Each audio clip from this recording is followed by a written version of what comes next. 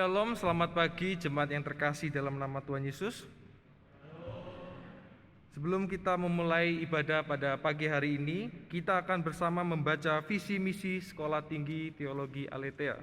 Visi, menjadi lembaga pendidikan tinggi gerejawi yang memperlengkapi para pemimpin gereja untuk berteologi reform secara kritis, berkemampuan mengembalakan dan berkarakter serupa Kristus. Misi, 1. Menumbuhkan pemikiran kritis dalam berteologi reform. 2. Mengembangkan kemampuan pengembalaan melalui pendidikan kepemimpinan hamba, servant leadership. 3. Membentuk karakter serupa Kristus melalui pemuridan. Saat teduh.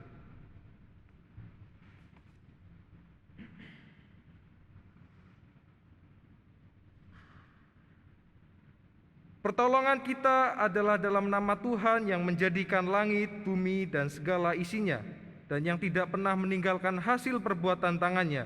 Kasih karunia dan damai sejahtera dari Allah Bapa, Putra, dan Roh Kudus menyertai kamu sekalian. Dan menyertaimu juga. Jemaat sekalian, Allah begitu mengasihi kita. Kasih-Nya tak pernah lepas di dalam kehidupan kita. Terbukti, kita masih ada sampai saat ini. Sehingga kita seharusnya memuji Dia, dan sudah seharusnya kita terus setia di dalam mengikutinya. Mari kita bersama-sama memuji Dia dengan menyanyikan lagu Marilah Raja Maha Kuasa, PPR nomor 3, bait 1, 2, 3.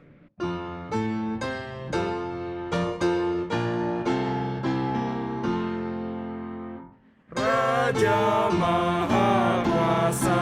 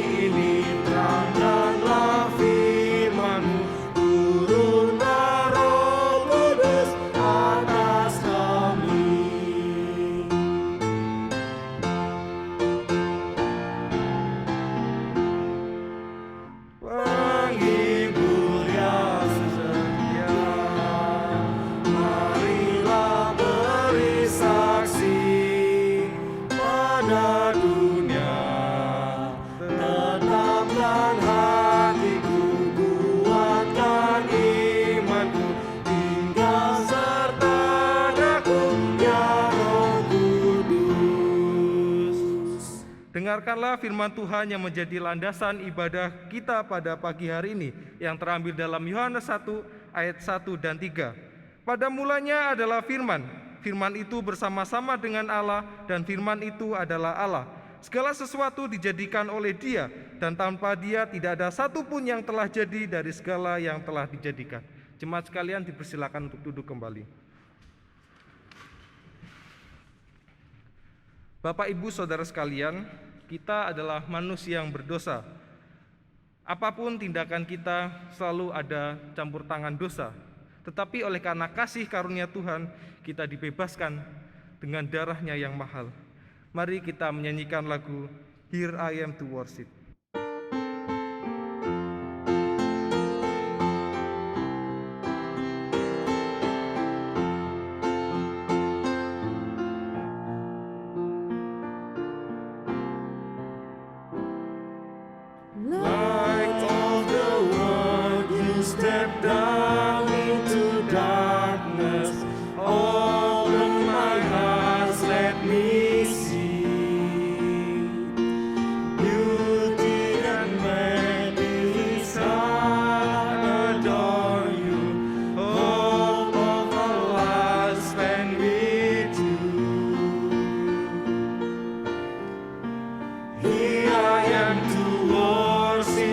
Here I am to bow down. Here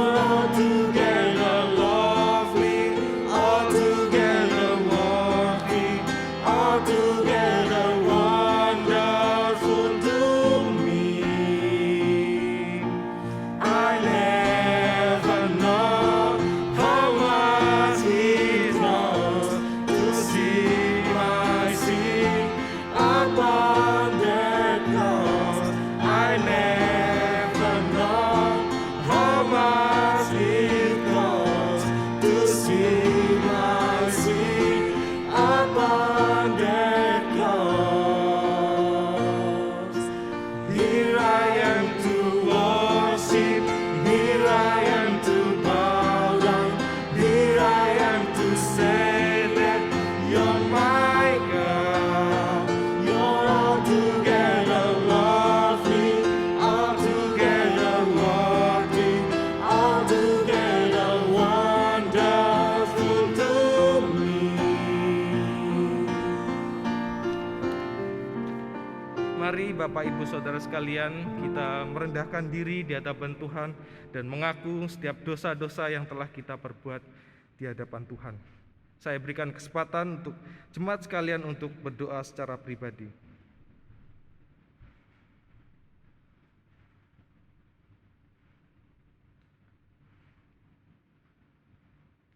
Bapa kami dalam surga, kami sadar Tuhan, kami adalah manusia yang berdosa. Setiap tindakan kami, setiap perbuatan kami selalu menyakiti hati Engkau. Dengan kerendahan hati kami ya Tuhan, kami mohon ampun kepadamu agar kami dapat dibebaskan dari segala kejahatan dan segala perbuatan yang tidak menyenangkan hati-Mu ya Tuhan. Kami serahkan doa ini ke dalam tangan-Mu. Demi nama Yesus Kristus kami ucap syukur dan berdoa. Amin. Bagi kita yang telah mengaku dosa di hadapan Tuhan, dengarkanlah berita anugerah bagi kita semua yang terambil dalam Yohanes 1 ayat 12 sampai 13. Saya akan bacakan. Tetapi semua orang yang menerimanya diberinya kuasa supaya menjadi anak-anak Allah, yaitu mereka yang percaya dalam namanya. Orang-orang yang diperanakan bukan dari darah atau dari daging, bukan pula secara jasmani oleh keinginan seorang laki-laki, melainkan dari Allah. Mari bersama-sama membacakan petunjuk hidup baru secara bersama-sama yang terambil dalam Amsal 11 ayat 19. 1, 2, 3. Siapa yang berpegang pada kebenaran yang sejati menuju hidup, tetapi siapa mengejar kejahatan menuju kematian. Jemaat sekalian, silakan untuk duduk kembali. Kita sadar bahwa firman itu hidup dan diam bersama-sama dengan kita. Oleh sebab itu, mari kita hidup berjalan bersama-sama dengan firman itu. Mari bersama-sama kita menyanyikan lagu Firman Memberi Hidup. Biarlah lagu ini menjadi pengingat buat kita semua bahwa firman Tuhan itu indah dan ajaib, sehingga kita harus menghidupi firman Tuhan. Kita nyanyikan Firman Tuhan Memberi Hidup.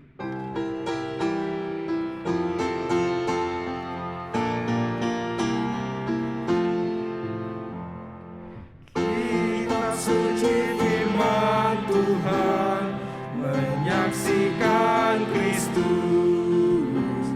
firman menjadi manusia, dosaku terhapus. Firman memberi hidup, percayalah dan turut. Firman indah, firman ajaib, firman memberi firman indah, firman ajaib, firman memberi hidup. Firman Allah penuh kuasa, tentu dinyatakannya.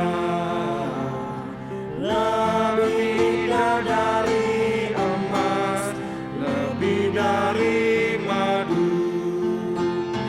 Firman memberi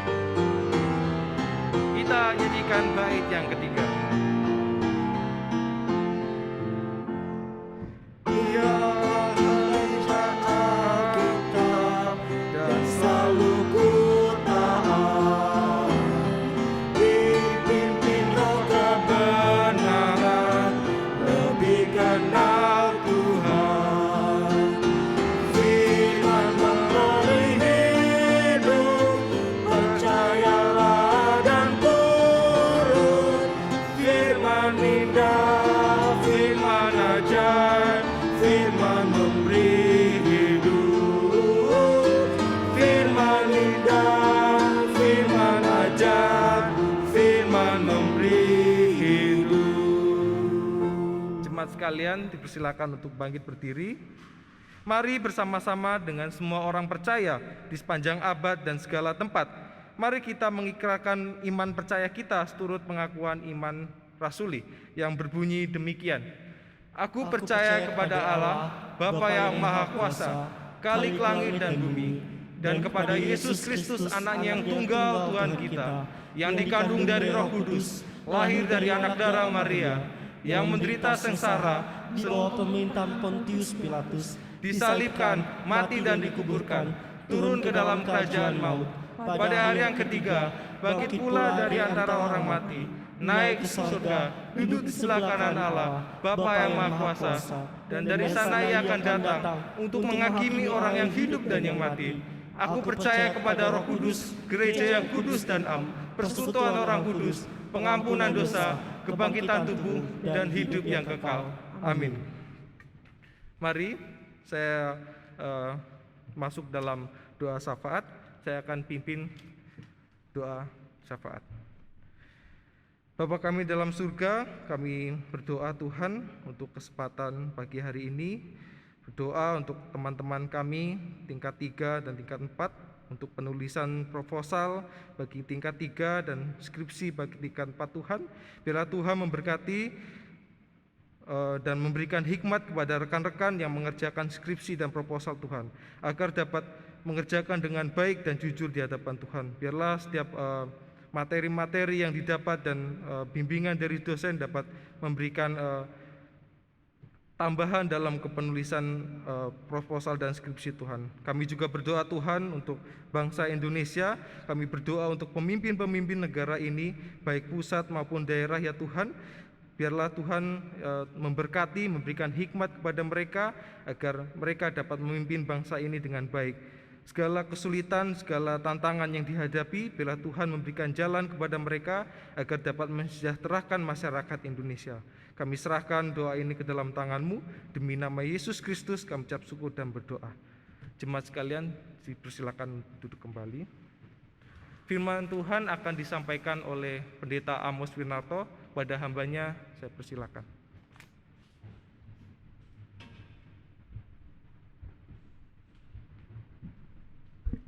Mari kita berdoa.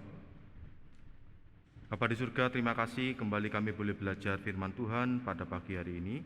Kami mengingat untuk rekan kami, Pak Andri, yang dalam kondisi lemah tubuh, mohon Tuhan juga boleh jamah memulihkan, sehingga kembali bisa beraktivitas dan melayani Tuhan dengan efektif. Berkati pemberitaan firman-Mu, berkati hamba, berkati setiap kami mendengarkan, supaya kami boleh semakin diteguhkan dan semakin dimantapkan di dalam pelayanan yang Tuhan percayakan bagi kami. Inilah doa kami di dalam nama Tuhan Yesus. Amin. Selamat pagi, saudara kasih Tuhan. Bersyukur karena kembali kita bisa belajar firman Tuhan pada pagi hari ini. Saya menggantikan Pendeta Andri yang sedang dalam kondisi lemah tubuh. Sesuai tema semester kita tentang sola scriptura, kita akan mendalami secara berulang kali tema ini dan melihatnya dari berbagai perspektif. Dan hari ini saya akan mengajak kita untuk melihatnya dari perspektif kalau kita ini salah di dalam memahami sola scriptura. Ya, ketika kita salah memahami atau memaknai sola scriptura itu tidak tepat, itu dampaknya seperti apa. Nah, teks yang mau saya angkat adalah dari Kisah 17 ayat yang ke-11. Satu ayat ini yang menolong kita untuk merenungkan tentang istilah sola scriptura itu, Kisah 17 ayat 11. Silakan diteruskan slide-nya, tidak apa-apa, ada ayatnya di sana supaya bisa lihat teman-teman. Saya akan baca. Orang-orang Yahudi di kota itu lebih baik hatinya daripada orang-orang Yahudi di Tesalonika, karena mereka menerima firman itu dengan segala kerelaan hati, dan setiap hari mereka menyelidiki kitab suci untuk mengetahui apakah semuanya itu benar demikian. Ya, jadi kalau kita membaca Kisah 17 ini, para rasul sedang melakukan pelayanan di jemaat di Berea, dan ketika mereka mengajarkan firman Tuhan, berkhotbah gitu ya, jemaat di Berea itu menerima dengan rela hati ya, dengan sukacita, merasa diberkati. Tetapi tidak berhenti sampai di sana, mereka juga melakukan ngecek gitu ya. Setiap hari dikatakan menyelidiki kitab suci untuk mengetahui apakah semuanya itu benar demikian. Apa yang dikhotbahkan oleh para rasul itu kira-kira sesuai firman Tuhan enggak? Nah, itu yang terjadi, yang diungkap, yang disaksikan oleh Kisah 17 ayat 11 itu. Nah, di sini kita melihat bahwa ada sebuah kondisi di mana jemaat Berea itu menerima dua macam otoritas. Yang pertama adalah otoritas pengajaran para rasul ya, ketika para rasul berkhotbah, mereka menerima itu dengan sukacita, dengan rela hati. Mereka tidak protes, mereka tidak memberontak, mereka tidak berkata, "Enggak, kami tidak mau mendengarkan para rasul. Kami hanya mau mendengarkan apa yang Alkitab saja katakan." Tidak. Ya, jadi mereka menerima pengajaran para rasul itu. Tetapi tidak berhenti sampai di sana. Mereka menundukkan ya, otoritas para rasul itu kembali kepada Alkitab. Makanya dikatakan mereka menyelidiki setiap hari kitab suci apakah memang benar semuanya itu demikian. Nah, dari sini kita melihat memang ada dua otoritas, tetapi dari dua otoritas itu maka yang paling tinggi otoritasnya adalah Alkitab.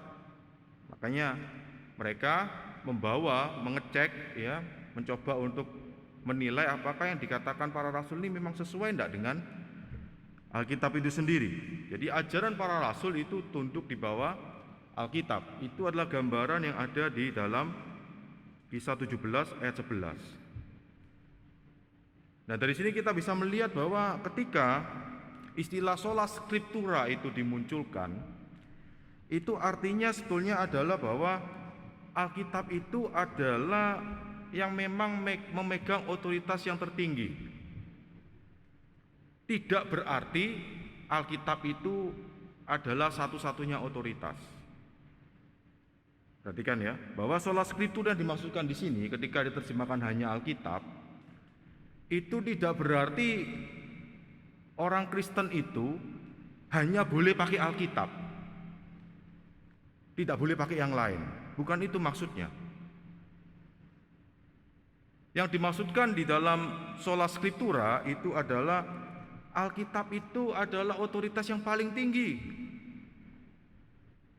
Itu adalah otoritas yang memang tidak bisa dipertanyakan. Sudah pasti itu kebenarannya.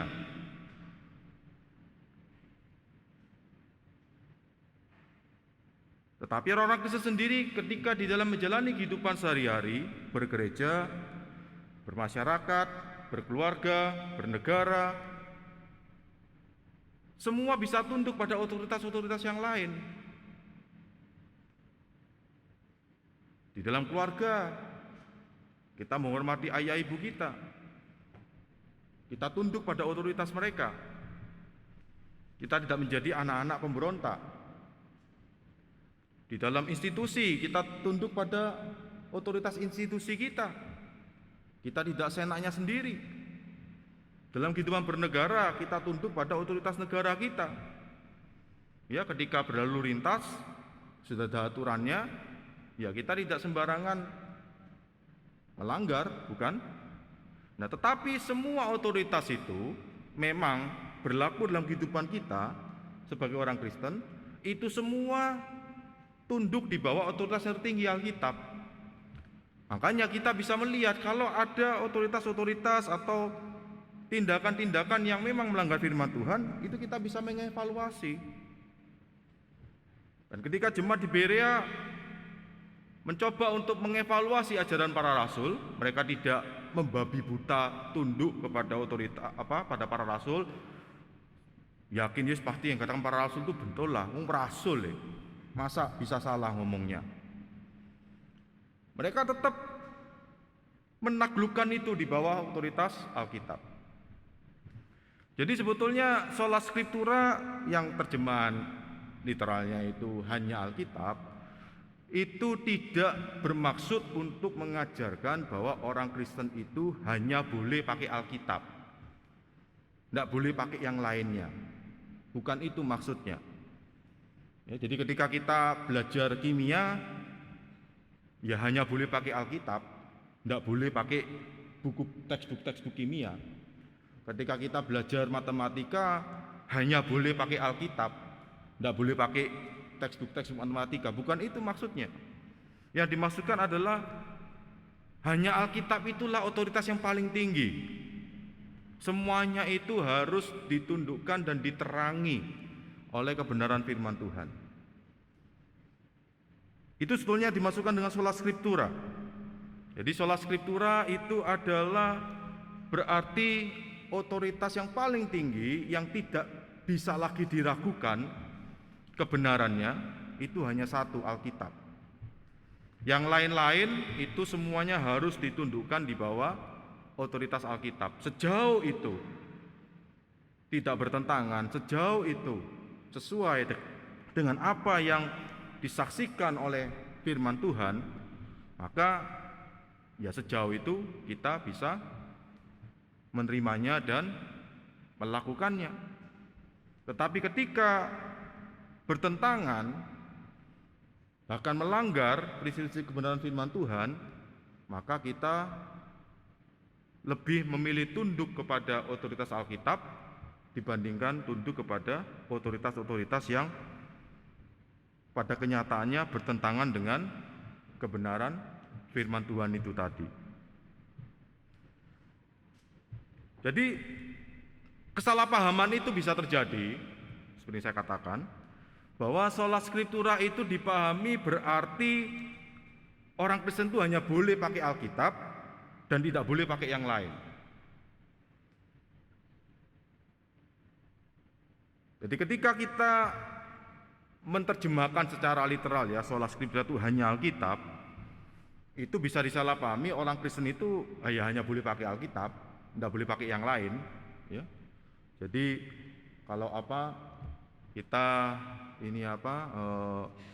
di rumah katakanlah gitu ya, kita diajarin sama orang tua, ayo makan sayur begitu ya, kita tidak mau. Kenapa? Karena itu tidak ada di dalam Alkitab. Tidak ada itu Alkitab mengajarkan harus makan sayur, itu tidak ada. Bukan sola scriptura, hanya Alkitab, ya. Terus kemudian kalau katakanlah sudah waktunya bangun gitu ya, bangun tidur, kemudian saat teduh gitu ya, protes, enggak bisa itu.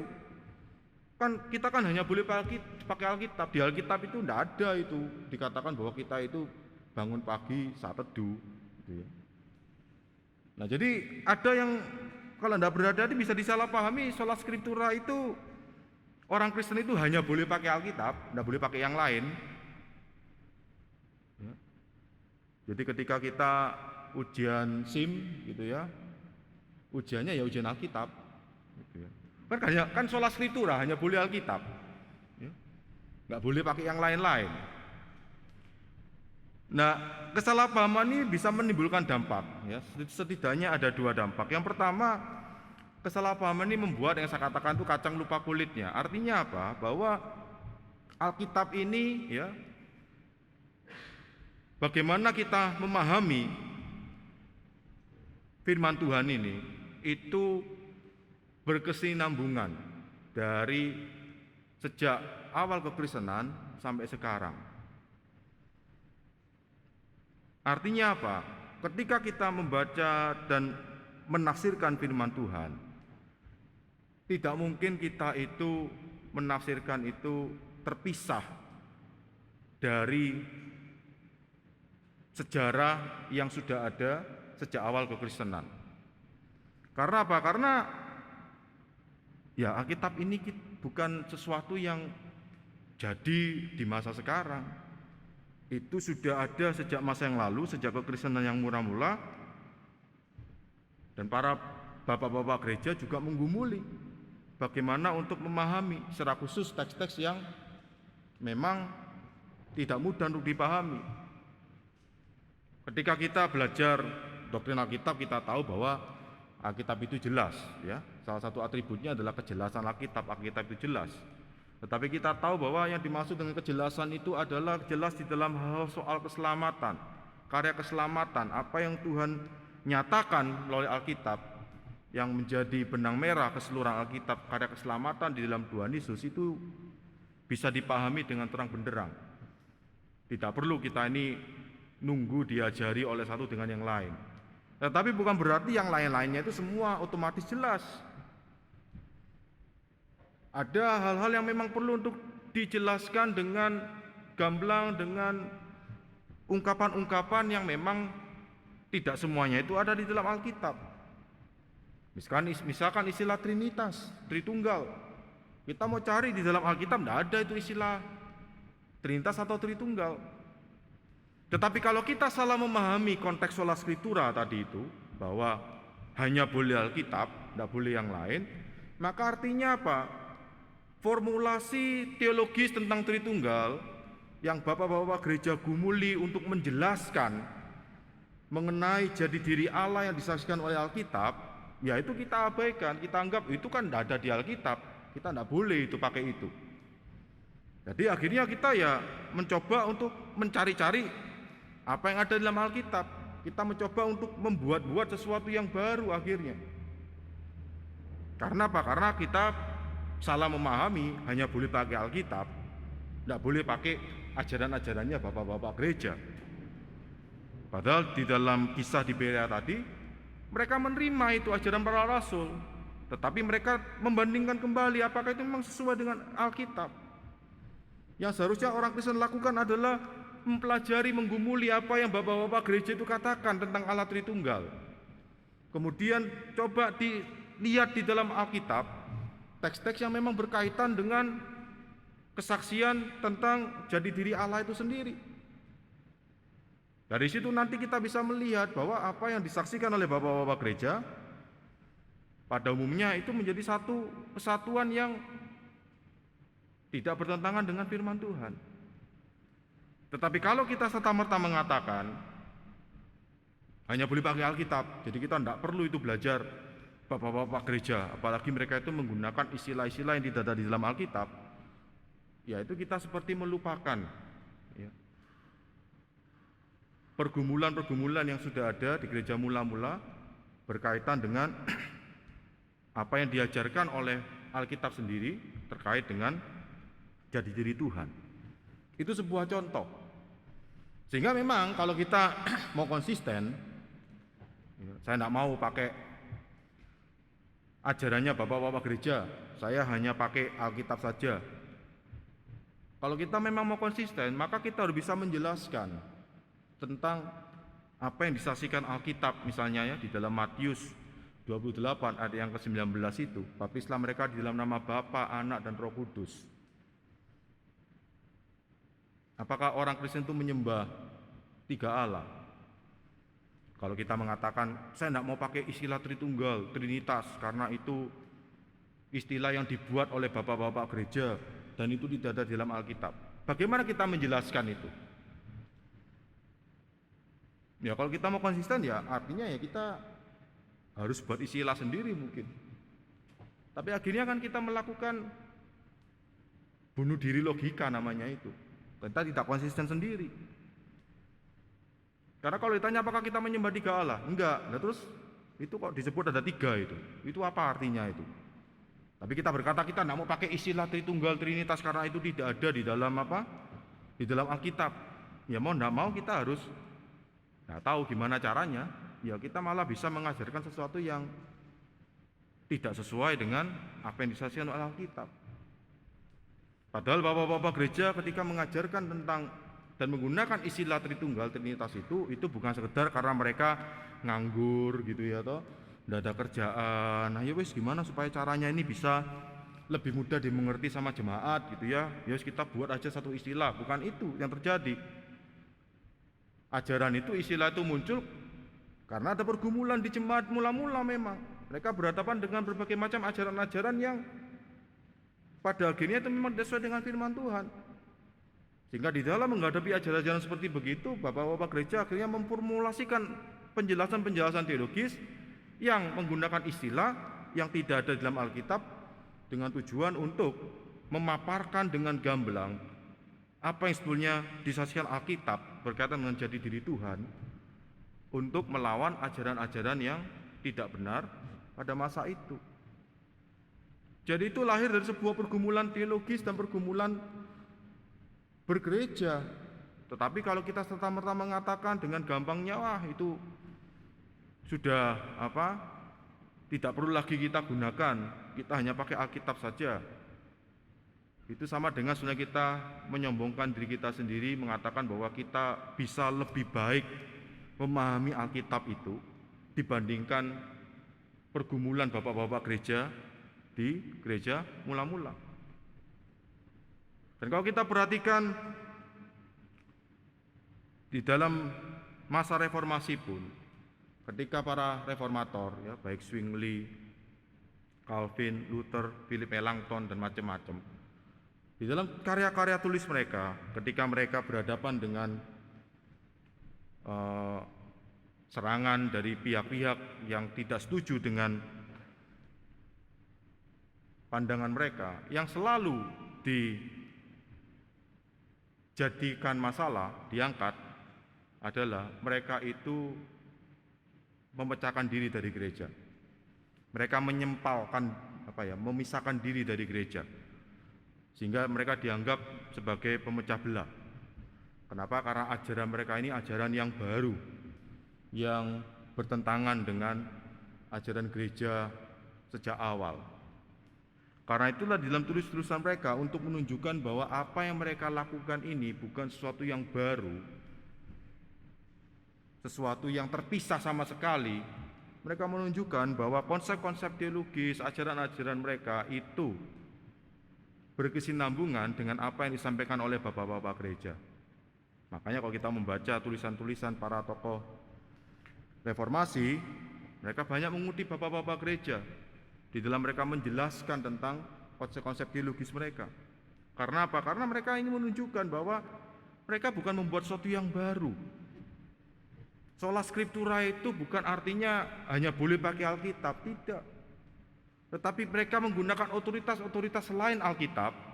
Sejauh otoritas-otoritas itu, seperti ajarannya bapak-bapak gereja, itu memang tunduk sesuai dengan apa yang disaksikan oleh Alkitab. Kalau ada ajaran-ajaran bapak gereja yang memang tidak sesuai dengan Alkitab, itu mereka akan menolak. Contoh yang paling jelas adalah ketika berbicara soal penafsiran Alkitab, metode penafsiran Alkitab, maka para tokoh reformator itu mereka sangat-sangat menolak tentang alegorisasi. Dan salah satu tokoh bapak gereja yang melakukan alegorisasi itu adalah Origenes. Dan itu terang-terangan mereka katakan mereka tidak setuju itu. Karena alegorisasi itu ya sangat-sangat berbahaya sekali, membuat kita akhirnya menafsirkan Alkitab itu ya sesuai dengan keinginan kita sendiri. Karena semuanya kan bisa dimaknai itu simbol-simbolnya. Nah, jadi ketika kita memahami sola scriptura itu artinya adalah hanya boleh Alkitab, kita salah memahami makna daripada sola scriptura itu sendiri. Dan dampaknya adalah kita bisa menjadi orang-orang Kristen yang melepaskan diri dari sejarah pergumulan gereja di dalam menghidupi apa yang diajarkan dan disaksikan oleh firman Tuhan itu sendiri. Kita menjadi orang Kristen yang lupa dengan akar teologis kita sejak awal kekristenan. Dampak yang kedua, ketika kita memahami secara keliru bahwa sola scriptura itu artinya hanya boleh pakai Alkitab, tidak boleh pakai yang lain, itu kita bisa jatuh kepada penafsiran yang relativistik. Karena masing-masing nanti mengklaim, loh itu kan ada di Alkitab. Karena apa? Karena kan hanya boleh pakai Alkitab, tidak boleh pakai yang lain. Jadi misalkan ketika istri saya Satu ya, kemudian saya berkata satu ini kurang mestinya ya, bisa tambah 2, tambah 3 gitu ya, wis ini aja sudah, wis 10 saja sudah ya. Jadi saya mau cari 10 istri begitu. Tapi bisa pakai dasar Alkitab. Loh kan Salomo itu kan diizinkan sama Tuhan punya sampai 1000 gitu ya, atau gundik per istri itu. Saya aja ndak ada 10%-nya ya, atau cuma 1%-nya aja. Oh yang 1000 aja sama Tuhan izinkan kok. Kenapa kok Tuhan tidak mengizinkan saya? Kan enggak apa-apa, kan dasarnya kan Alkitab. Kan hanya boleh pakai Alkitab katanya ya toh. Dan saya kan memang pakai Alkitab. Atau misalnya saya mencari tanda begitu. Ya, kenapa kok cari tanda? Ya lewat mimpi kah, lewat apa kah gitu ya toh. Jadi kalau besok hujan saya akan jalan-jalan misalkan begitu ya. Jadi kalau enggak hujan ya enggak jalan-jalan begitu. Loh kenapa kok cari tanda? Ya karena kan di Alkitab kan itu juga ditulis, Gideon aja cari tanda. Mintanya sampai 2 kali cari tandanya. Saya cuma mintanya 1 kali. Jadi akhirnya penafsiran kita ya sesuai dengan keinginan kita sendiri. Kenapa? Karena kan yang penting kan pakai Alkitab, enggak pakai yang lain-lain. Jadi akhirnya penafsiran yang relativistik artinya apa ya sesuai dengan keinginan kita sendiri. Kalau yang satu menafsirkannya seperti begitu, yang lain menafsirkannya seperti begitu, ya silakan aja. Yang penting kan pakai Alkitab. Tidak ada yang menjadi standar atau ukuran yang sungguh-sungguh menunjukkan bahwa memang Alkitab itu adalah otoritas yang paling tinggi. Ketika kita hanya boleh pakai Alkitab, itu artinya apa? Kita bisa jatuh, kita bisa memanipulasi Alkitab itu untuk kepentingan kita sendiri. Karena ya yang penting kan saya akan pakai Alkitab. Tidak ada pembanding-pembanding yang lain berkaitan dengan bagaimana menggunakan Alkitabnya itu. Jadi akhirnya semuanya menggunakan Alkitab menurut keinginannya sendiri-sendiri, kemauannya sendiri-sendiri. Yang penting kan pakai Alkitab. Nah inilah bahaya ketika kita salah memahami yang dimaksudkan dengan sola scriptura itu tadi. Karena apa? Karena dengan penafsiran relativistik itu ya kita bisa menyalahgunakan Alkitab itu untuk kepentingan kita sendiri. Kita bisa menggunakannya untuk ya ketika kita tidak suka dengan sesuatu begitu ya, ya kita bisa pakai ayat firman Tuhan untuk menolak itu. Ya seperti tadi saya katakan ya, sayur itu sebetulnya baik untuk kesehatan kita begitu ya, tetapi karena kita menganggap bahwa di Alkitab itu tidak ada perintah untuk makan sayur, ya kita akhirnya tidak mau makan sayur. Kemudian katakanlah orang tua kita kemudian marah begitu ya, nanti kamu sakit gimana begitu, kita pakai Alkitab ya. Hai bapak-bapak, jangan timbulkan amarah di dalam hati anak-anakmu. Ya demi kepentingan kita sendiri akhirnya kan pakai Alkitab gitu ya. Nah ini berbahaya sekali karena kita salah memahami arti sola scriptura itu tadi. Karena kesalahpahaman itu akan membawa kita tidak bisa menghidupi jati diri kita sebagai orang Kristen dengan sebaik-baiknya.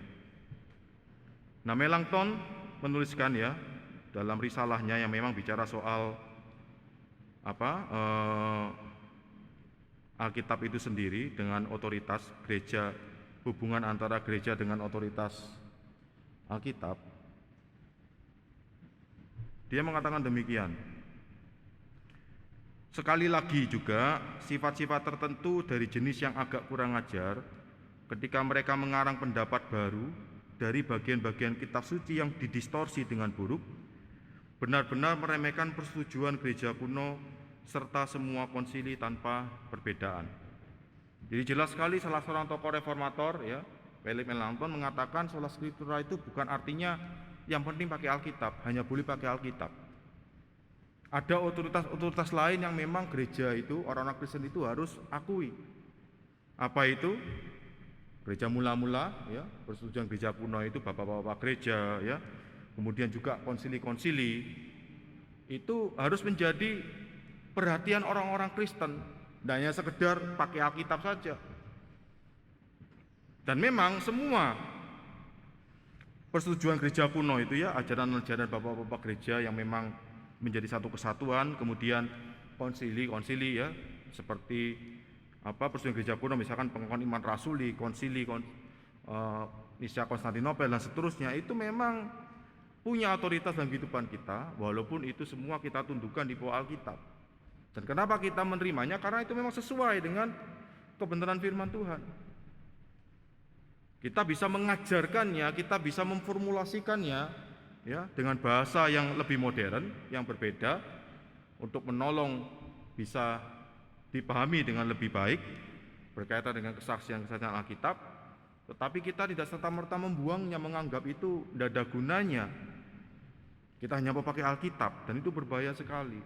Karena apa? Karena ya kita bisa lupa dengan sejarah kita sendiri, perjalanan iman kita sendiri sebagai orang-orang Kristen. Kita juga ya, kalau sini Melanchthon pakai istilah agak kurang ajar gitu ya. Kenapa? Karena ya, mengarang pendapat baru ya, dari bagian-bagian kitab suci yang didistorsi dengan buruk ya, yang ya dimanipulasi untuk kepentingannya sendiri, menimbulkan sesuatu yang baru yang memang tidak pernah itu diyakini dan diajarkan oleh gereja mula-mula. Bahkan yang dimaksudkan baru seperti begini itu sebetulnya adalah barang yang lama, yaitu ajaran-ajaran yang memang sebetulnya ditolak oleh gereja mula-mula. Dan tulisan yang Melanchthon buat ini itu adalah, kalau kita baca lanjut ya, baca lengkap, ini saya cuma kutip aja sebagian untuk menjelaskan bahwa dampak dari salah memahami sola scriptura itu akhirnya kita bisa sembarangan saja menafsirkan atau memaknai Alkitab, karena ya hanya boleh pakai Alkitab itu tadi ya, tidak boleh pakai yang lain. Sebetulnya Philip Melanchthon ini sedang terlibat juga, ambil bagian di dalam yang sedang viral ya di masa itu ya. Ya kalau kita pakai istilah sekarang ya, yaitu tokoh yang namanya Michael Servetus itu. Jadi itu memang sudah viral ya, ada seorang yang memang mengajarkan pandangan yang bertentangan bukan hanya dengan tradisi reform, tetapi juga dengan tradisi Gereja Katolik Roma di zaman itu. Jadi ini orang yang betul-betul berseberangan dengan dua belah pihak. Dan kalau kita tahu konteks historis pada zaman itu, ya tiap-tiap negara itu menjalankan hukum negaranya itu sesuai dengan agamanya. Jadi kalau misalkan negara Perancis itu adalah agama Katolik, ya tidak boleh ada agama lain hidup di sana. Harus pindah ke negara yang agamanya itu reform misalnya. Nah, Servetus ini tidak punya tempat tinggal. Kenapa? Karena dia tidak setuju dengan pandangannya Roma Katolik, dia tidak setuju dengan pandangannya reform. Mau kemana dia? Ya, mau ke Indonesia, mungkin masih belum ada ya jalur ke Indonesia begitu ya. Jadi akhirnya ya dia berusaha untuk, apalagi kalau ketika dia mendengar orang-orang reform ini mungkin lebih baik daripada orang-orang Katolik gitu ya, akhirnya dia ke Jenewa ya, dilayani atau tetap tidak mau berubah pikirannya, tetap ngotot dengan pandangannya sendiri ya, akhirnya bisa menimbulkan kekacauan dalam masyarakat dan penaltinya adalah memang hukuman mati. Jadi dimanapun dia nanti ya, katakanlah ketika dia tahu di Jenewa itu akan dihukum mati, dia kabur ke negara yang di bawah kekuasaan Katolik Roma, ya tetap dia akan menjalani hukuman yang sama. Hanya saja seringkali ketika kita melakukan anachronistic reading ya, pembacaan yang memang tidak sesuai dengan konteks historisnya ya kita menganggap kok orang yang beda pendapat aja bisa dihukum mati. Ya itu kalau kita lihat dalam konteks zaman sekarang. Di konteks zaman itu memang politik identitas menjadi cara berpolitik di zaman itu. Orang-orang yang identitasnya reform ya tinggal di negara-negara yang reform. Orang yang identitasnya Katolik Roma ya tinggal di negara-negara yang Katolik Roma. Dan itu adalah yang terjadi, dan dalam risalahnya Melanchthon itu menjelaskan kalau kita ini hanya memahami sola scriptura itu yang penting pakai Alkitab itu tadi ya, nggak bisa pakai yang lain-lain, ya kita malah nanti bisa jatuh seperti Michael Servetus ini, mengajarkan yang aneh-aneh malah, bahkan mengajarkan sesuatu yang sebetulnya dulu sejak kekristenan mula-mula itu sudah dikatakan tidak benar, sesat oleh bapak-bapak gereja. Tetapi karena kita menganggap ya bapak-bapak gereja itu tidak penting, yang penting adalah kita lebih pintar daripada mereka, dan menganggap bahwa yang penting kan saya pakai Alkitab, akhirnya kita bisa mengarang pendapat baru dari bagian-bagian kitab suci yang didistorsi dengan buruk. Itu yang Melanchthon katakan. Jadi ketika kita memahami sola scriptura, sekali lagi, itu artinya bukan hanya boleh pakai Alkitab, yang lain-lain tidak boleh. Tetapi artinya adalah Alkitab ini adalah otoritas yang paling tinggi, yang tidak akan bisa diragukan kebenarannya. Ya. Otoritas-otoritas yang lain itu tetap berlaku dalam kehidupan orang percaya sejauh itu tidak bertentangan dengan otoritas yang paling tinggi ini tadi. Ya, sejauh itu memang sesuai dan merupakan aplikasi, merupakan penjelasan yang lebih gamblang, ya, sistematis untuk menolong kita ini bisa mengerti ajaran-ajaran Alkitab, ya kita terima itu dengan sukacita, seperti yang dialami oleh jemaat di Berea. Jadi ketika kita itu mendengarkan firman Tuhan, misalkan ya khotbah ya, oleh pendeta yang kita senangi, misalkan begitu, ya silakan, tidak apa-apa. Tetapi bukan karena kita itu senang dengan pendetanya sehingga apapun yang dikatakan itu pasti betul, bukan itu. Firman Tuhan itu memang, yang khotbah yang disampaikan itu memang punya memenang atas hidup kita, mengajar kita.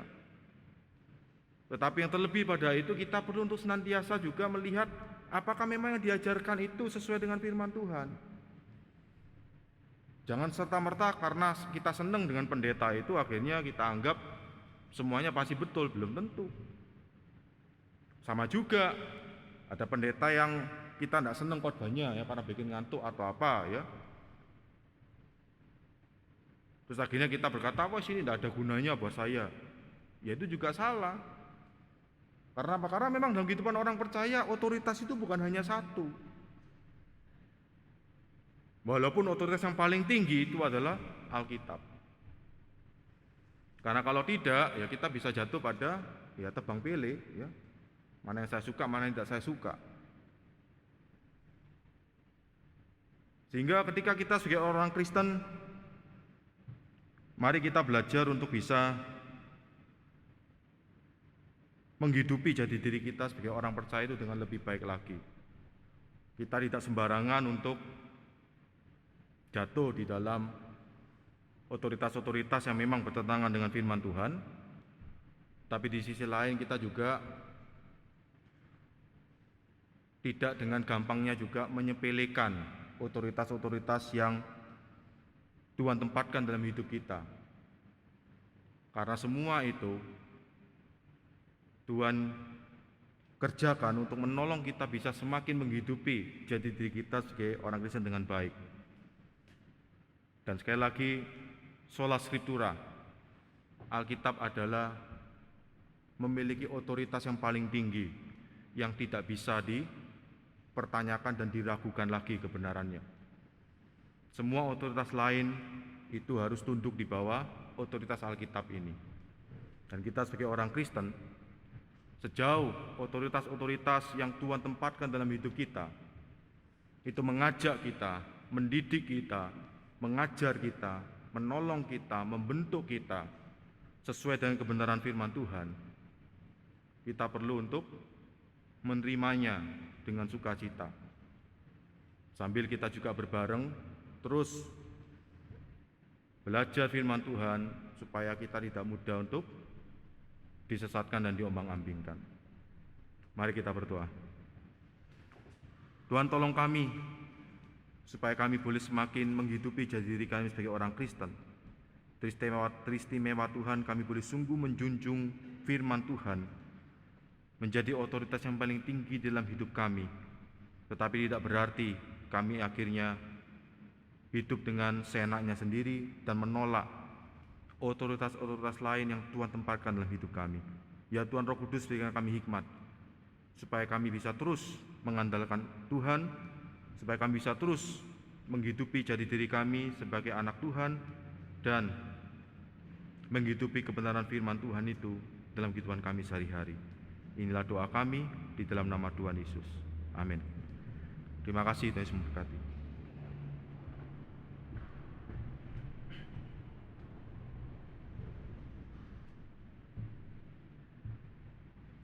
Bersyukur untuk firman Tuhan yang telah disampaikan. Biarlah firman ini tidak berlalu saja di dalam kehidupan kita, melainkan kita dapat menghidupinya di dalam kehidupan kita. Jemaat sekalian, berikut adalah laporan persembahan minggu lalu.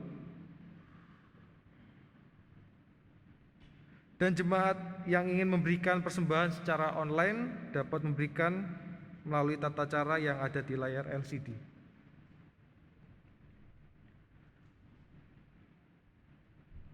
Jemaat sekalian, sebagai respon atas firman Tuhan yang telah disampaikan, marilah kita memberikan persembahan dan menyanyikan lagu Hitunglah Berkat-Mu.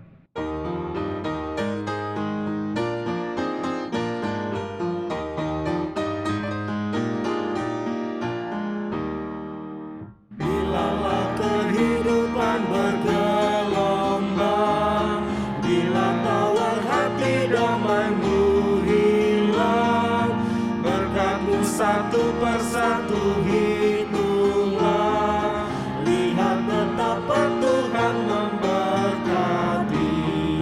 Hitunglah berkat-Mu semuanya, jangan ada yang terlupakan. Berkat Tuhan semua hitunglah, nanti kau tercengang lihat jumlahnya.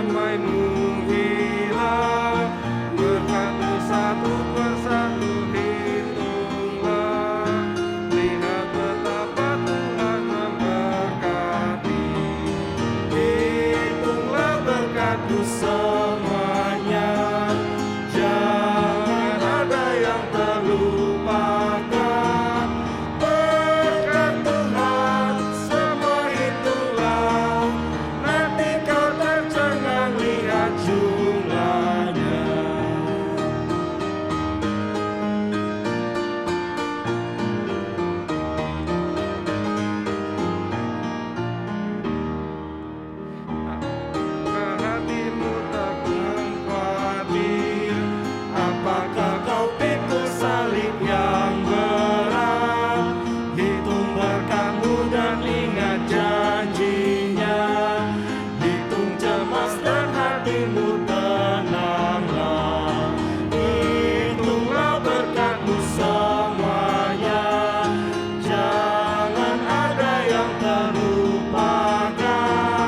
Berkat Tuhan semua hitunglah. Nanti kau tercengang lihat jumlahnya. Mari kita berdoa.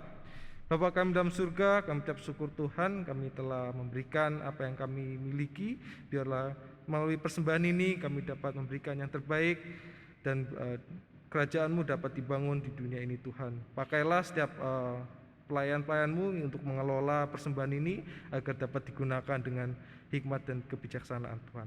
Kami serahkan doa ini ke dalam tangan-Mu, demi nama Yesus Kristus kami berdoa. Amin. Jemaat sekalian, persilakan untuk bangkit berdiri. Mari kita akhiri. Segala pujian, hormat, dan kemuliaan hanya bagi Tuhan. Doksologi, doa berkat akan disampaikan oleh Pendeta Amos Winarto dan diakhiri dengan Amin Song.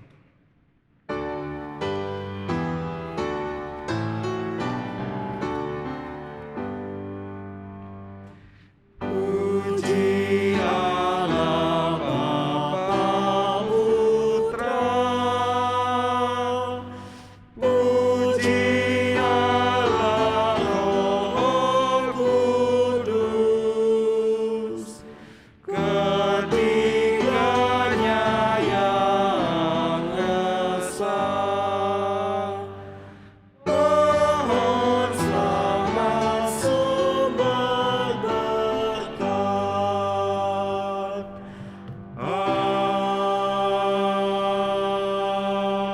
Amin. Jemaat kasih Tuhan, arahkan hatimu kepada Tuhan sumber segala berkat itu. Mari kita memohon berkat darinya. Kiranya Allah Bapa sumber pengharapan itu memenuhimu dengan segala sukacita dan damai sejahtera di dalam imanmu kepada Tuhan Yesus Kristus, supaya oleh kekuatan Roh Kudus kamu berlimpah-limpah dalam pengharapan. Ulanglah, hiduplah menjadi berkat bagi banyak orang, karena Tuhan Allah Tritunggal sudah memberkatimu mulai hari ini dan seterusnya. Amin.